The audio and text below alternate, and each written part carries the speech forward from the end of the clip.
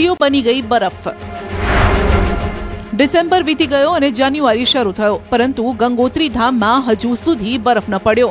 આમ છતાં પણ નાની અને મોટી નદીઓ જે હંમેશા પાણીથી ભરેલી રહે છે, સંપૂર્ણપણે થીજી ગઈ છે। તીવ્ર ઠંડીના કારણે હિમના જાડા સ્તર બની ગયા છે। ગંગોત્રીમાં તાપમાન -0 થી -12 ડિગ્રી સેલ્સિયસ સુધી પહોંચી ગયું છે। સૌથી મોટી સમસ્યા ધામમાં થઈ રહી છે, જ્યાં પીવાના પાણીની લાઇનમાં પણ પાણી જામી ગયું છે। ધામમાં વધતી જતી ઠંડીની લહેર અને ફરજને પડકાર બનાવી રહી છે।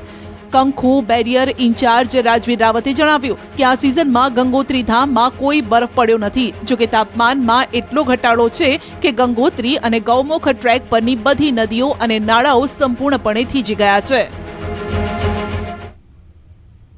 સમાચારમાં આગળ વાત કરીશું નશાના કારોબાર વિશે।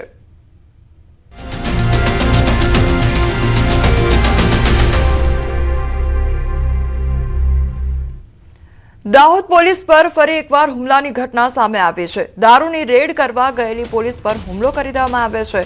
બુટલેગરના ઘરે રેડ કરતા બુટલેગરે ઉશ્કેરાઈને પોલીસ પર હુમલો કરી દીધો।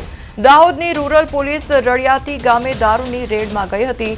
બુટલેગરે કુહાડી વડે પોલીસ કર્મચારી પર હુમલો કરી દીધો તો પોલીસ કર્મચારીને માથાના ભાગે બુટલેગરે કુહાડી મારી અને દાહોદના ઝાયડસ હોસ્પિટલમાં આજે ઇજાગ્રસ્ત પોલીસ કર્મી છે તેમને સારવાર હેઠળ ખસેડવામાં આવ્યા છે। ઇજાગ્રસ્ત પોલીસ કર્મીને માથાના ભાગે ટાંકા પણ આવ્યા છે તો પોલીસ પર હુમલો કરી હુમલાખોર બુટલેગર ત્યાંથી ફરાર થઈ ગયો છે।